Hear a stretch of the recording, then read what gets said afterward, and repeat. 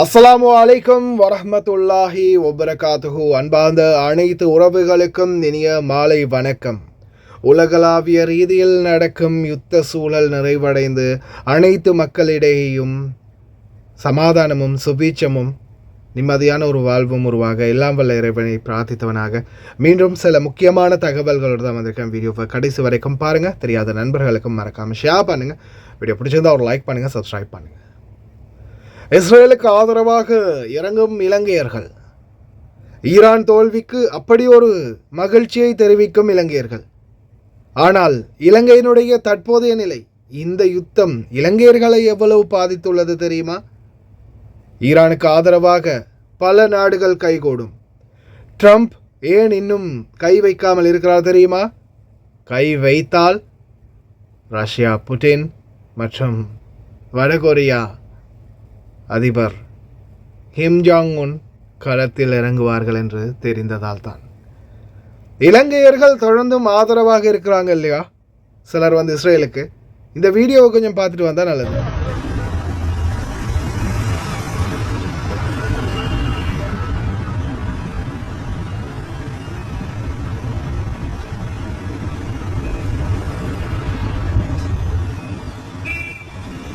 முல்லைத்தீவு பொதுக்குடியிருப்பு பகுதியில் எரிபொருள் நிரப்புவதற்காக பொதுமக்கள் எரிபொருள் நிலையங்களுக்கு முன்னால் நீண்ட வரிசையில் காத்திருந்துள்ளனர். ஈரான் மற்றும் இஸ்ரேலுக்கு இடையிலான யுத்தம் தீவிரமடைந்துள்ள நிலையில் உலக சந்தையில் எரிபொருள் விலை சடுதியாக அதிகரித்துள்ளது. இந்த நிலையில் எரிபொருளுக்கு பற்றாக்குறை ஏற்படும் என்று அஞ்சி இலங்கை மக்கள் எரிபொருளை பெற்று சேமித்து வைக்கும் முயற்சியில் ஈடுபட்டுள்ளனர். இதன்படி நேற்றைய தினம் முல்லைத்தீவு பொதுக்குடியிருப்பு எரிபொருள் நிலையத்தில் எரிபொருள் நிரப்ப மக்கள் நீண்ட வரிசையில் குவிந்துள்ளனர். இதேவேளை யாழ்ப்பாணம் மாவட்டத்தின் எரிபொருள் நிரப்பு நிலையங்களில் எரிபொருளை கொள்வனவு செய்வதற்காக பொதுமக்கள் நேற்றிரவு நீண்ட வரிசையில் காத்திருந்ததாக எமது செய்தியாளர் தெரிவித்துள்ளார். குறிப்பாக யாழ்ப்பாணம் நகரம் மற்றும் அதன் புறநகர் பகுதிகளில் உள்ள பல்நோக்கு கூட்டுறவு சங்கங்கள், தனியார் எரிபொருள் நிரப்பு நிலையங்களில் எரிபொருளை கொள்வனவு செய்வதற்காக மக்கள் அதிக அளவில் கூடியிருந்ததால் இந்த நிலைமை ஏற்பட்டுள்ளது.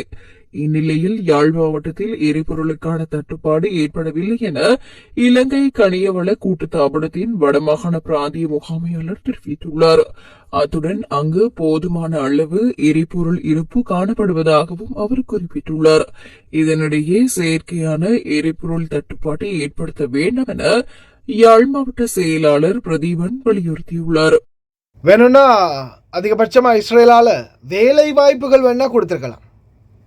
அதையும் தாண்டி பெரிய அளவில் நாட்டுக்கு இலங்கைக்கு ஏதாவது உதவிகள் செஞ்சாங்களா அப்படின்னு கேட்டால் அந்த அளவுக்கு எதுவும் சொல்கிற அளவுக்கு பெருசாக எதுவும் காணப்படலை.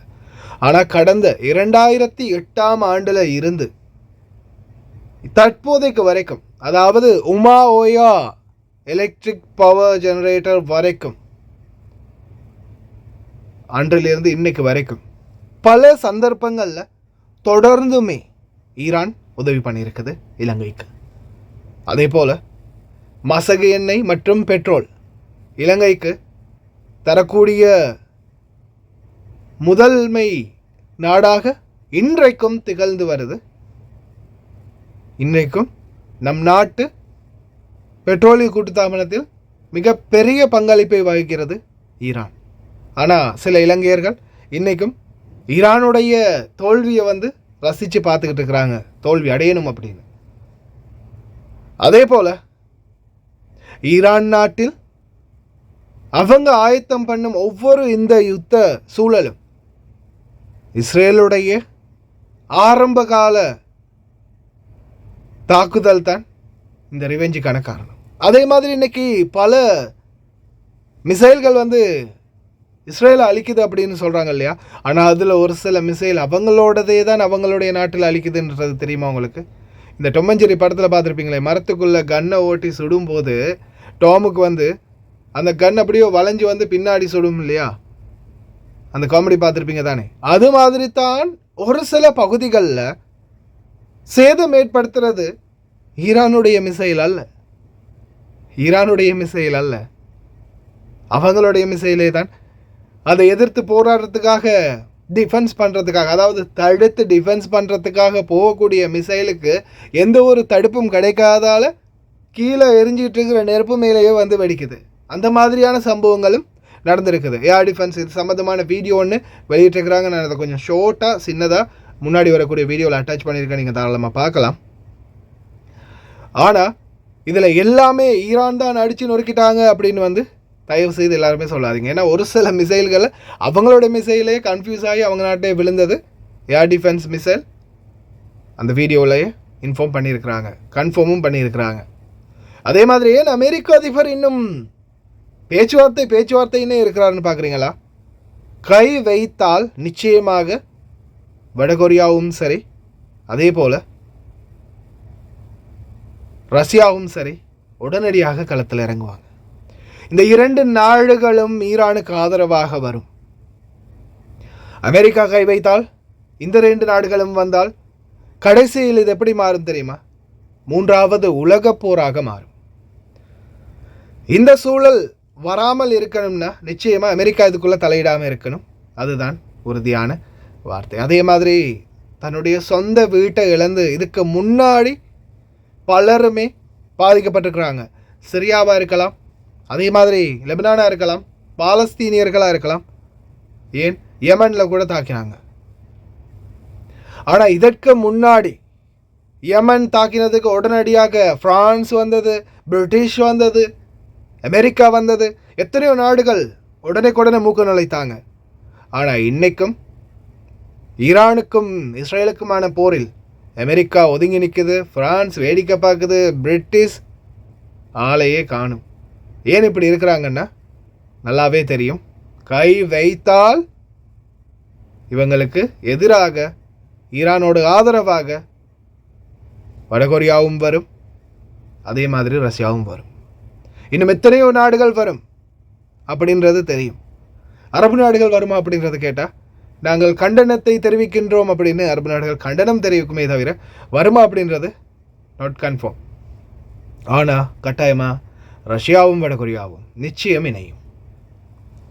அதே போல் இன்றைக்கி இலங்கையில் பெட்ரோல் போலியில் நிற்கிறதுக்கு காரணமே ஏன் இஸ்ரேலில் இருந்தால் பெட்ரோல் வந்துச்சு, ஈரானில் இருந்து தான் பெட்ரோல் வந்துச்சு. நான் எந்த ஒரு நாட்டையும் பக்கசார்பாக பேசலை. எல்லா நாடுகளையும் அப்பாவி மக்கள் கொல்லப்படுவாங்க, அதுக்கு நான் எப்போதுமே உறுதுணை போகலை. ஆனால் அரசாங்கங்களும் பெருந்தலைகளும் செய்யக்கூடிய தவறுகள் தான் அந்த நாட்டு பிரஜைகளையே பாதிக்குது. அது இஸ்ரேலாக இருக்கட்டும், ஈரானாக இருக்கட்டும், பாலஸ்தீனாக இருக்கட்டும், எல்லாருமே சரியாக ஒரு சுமூகமான முடிவை எடுத்து இந்த நிலப்பிரச்சனையை முடித்தாங்கனாலே இந்த யுத்தம் முடிஞ்ச மாதிரி தான்.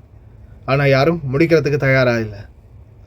அதே மாதிரி ஆயுதங்களை விற்கக்கூடிய நாடுகளும் இவங்க யுத்தம் பண்ணிக்கிட்டே இருக்கணும்னு தான் ஆசைப்படுறாங்களே தவிர இதை முடிச்சு வைக்கிறதுக்கு யாரும் முன் வர்றதே இல்லை. அதுதான் உண்மையான நிதர்சனம். இன்றைக்கும் இலங்கை மக்கள் இந்த அளவுக்கு போலினில் க்ரௌடாகி நிற்கிறதுக்கு காரணம் பெட்ரோலெல்லாம் நிரப்பி வைக்கிறதுக்கு. ஈரான் மீது ஏதாவது பிரச்சனை வந்தாலோ, ஈரான் மீது தாக்குதல் அதிகரித்தாலோ பெட்ரோலியம் வாரது ரொம்ப ஸ்லோவாகிடும் அப்படின்றதால தான் அவ்வளோ பேர் குமிஞ்சு நிற்கிறாங்களே தவிர இஸ்ரேலுக்கு நடக்கிற பிரச்சனைகள்ன்றதால இல்லை. அதே மாதிரி இஸ்ரேலில் வாழக்கூடிய ஒரு சிலர் இன்றைக்கும் கமெண்ட் பண்ணிட்டு தான் இருக்கிறாங்க, நாங்கள் வேலைக்கு போயிட்டுருக்கிறோன்னா இங்கெல்லாம் ஒரு யுத்தமும் இல்லை, சும்மா மக்களை பயமுறுத்தாதீங்கடா அப்படின்னு. சாதாரணமாக இலங்கையர்களே, இந்தியர்களே, இந்த வீடியோ பார்க்கக்கூடிய இந்தியர்களும் இருப்பீங்களே, ஒரு மாகாணத்தில் மழை பெஞ்சா இன்னொரு மாகாணத்தில் மழை பெய்யாது, நிறைய பேருக்கு தெரிஞ்சிருக்கும். இப்போது இலங்கையில் கொழும்பில் மழை பெஞ்சா மட்டக்களப்பில் மழை பெய்யாது, மதுரையில் மழை பெஞ்சா திருச்சியில் மழை பெய்யாது, சுட வெயிலாக இருக்கும். அது மாதிரி தான் இப்போ இவங்களுக்கு நாம் இந்த வீடியோக்கள் சிலர் வந்து யுத்தம் இங்கே தெல் அவீவில் அடிச்சிருக்காங்க, ஹிஃபாவில் அடிச்சிருக்காங்க அப்படின்னு சொல்லும்போது அதே இப்போ வேறு எங்கேயாவது ஒரு லாங் டிஸ்டன்ஸில் இருக்கிறவங்க என்ன சொல்லுவாங்க, அந்த பக்கம் யுத்தமே இல்லை, மிசைலோட சத்தமே இல்லை. ஆனால் அவங்க என்ன நினைப்பாங்க, சும்மா போய் சொல்கிறானுங்களே இவனுங்க, இங்கெல்லாம் யுத்தமே இல்லை, நாங்கள்லாம் காலையில் வேலைக்கு போயிட்டு சாயந்தரம் வீட்டுக்கு வந்துகிட்டு இருக்கிறோம் அப்படின்னு சொல்லுவாங்க. அதே மாதிரி தான் இப்போ நம்ம இலங்கையில் மழை பெய்யுது அப்படின்னு சொன்னால் நாங்கள் மட்டக்களப்பில் இருக்கிற எங்களுக்கு மழையே இல்லை, சுட்டெரிக்குது வெயில், மழைன்றீங்க அப்படின்னு சொல்லுவாங்க. அதே கொழும்பில் இருக்கிற ஒருத்தர் ஆமாப்பா செம்ம மழை அப்படின்னு சொல்லுவாங்க. அது மாதிரி தான். ஏன்னா ஒரு சிலருக்கு வந்து யுத்தம் நடக்குது அப்படின்றதே தெரியாமலும் அந்த நாட்டில் இருக்கிறாங்க. சில பகுதிகள் யுத்தத்துக்கு சம்மந்தம் இல்லாத பகுதிகளாக இருக்கும். இப்போ மெயினாக தாக்கப்படுறது தெல் அவீவ் பகுதி தான். இன்ஷா அல்லாஹ் எல்லாம் வல்ல இறைவன் அனைவரையும் இந்த போராத காலத்திலிருந்து பாதுகாக்கட்டும். கலிகாலம் ஆரம்பித்து விட்டது அப்படின்றது தான் இதுக்கான ஒரு எடுத்துக்காட்டாக இருக்குது. உலகளாவிய ரீதியில் நடக்கக்கூடிய அனைத்து யுத்தங்களும் முடிவடையட்டும். மக்களிடையே நிம்மதியான சுபிச்சமான வாழ்வை எல்லாம் வல்ல இறைவன் பெற்றுக் கொடுக்கட்டும் அப்படின்னு முடிந்த வரைக்கும் நாமளும் பிரார்த்தனை பண்ணலாம். அதே மாதிரி எல்லா நேரமும் பொய்யான வதந்திகளை பரப்பக்கூடியவங்களும் இருக்கிறாங்க. என்னை பொறுத்தவரையில் நான் சமூக ஊடகங்களில் கிடைக்கக்கூடிய உண்மை தகவல்கள், அதுவும் உத்தியோகபூர்வ சேனல்களில் கிடைக்கக்கூடிய தகவல்கள் மட்டும்தான் இது வரைக்கும் உங்களுக்கு கொண்டு வந்து கொடுத்துட்டு இருக்கிறேன். அதே போல் என்னுடைய சேனலில் வரக்கூடிய எந்த ஒரு தகவல், எந்த ஒரு பிழை இருந்தாலும், எந்த ஒரு மாற்றங்கள் இருந்தாலும் உடனடியாக நீங்கள் என்னுடைய ஃபேஸ்புக் மெசஞ்சரில் தொடர்பு கொள்ளலாம். தொடர்ந்தும் நான் உங்களோடு இணைந்திருக்கின்றேன். அதே போல் இவங்களுடைய யுத்த சூழலில் ஈரானுடைய மிசைல்கள் மட்டும்தான் தாக்கிச்சு அப்படின்னு நிறைய பேர் சொல்லிகிட்டு இருக்கிறாங்க. ஆனால் அது மற்றும் உண்மை கிடையாது. ஏன்னா சில மிசைல்கள் அவங்களுடைய நாட்டு ஏர் டிஃபென்ஸ், அதாவது வெளியிலேருந்து வரக்கூடிய மிசைல்களை தடுத்து நிறுத்தக்கூடிய பல மிசைல்கள் அவங்க நாட்டிலே விழுந்திருக்கு அப்படின்றதுக்கான ஆதாரம் இது.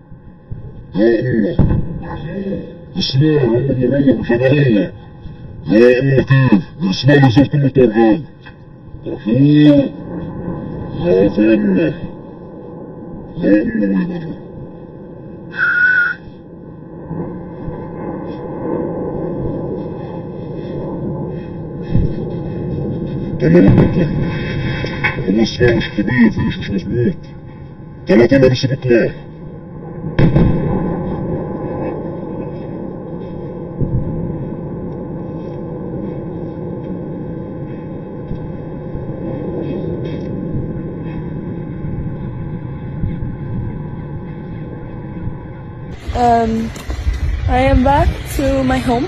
My home is in Daraya, the suburbs of Damascus, and the buildings, all of them seem destroyed, but this is my building. Nothing stands of it. I was expecting to see pictures or find something, but I couldn't.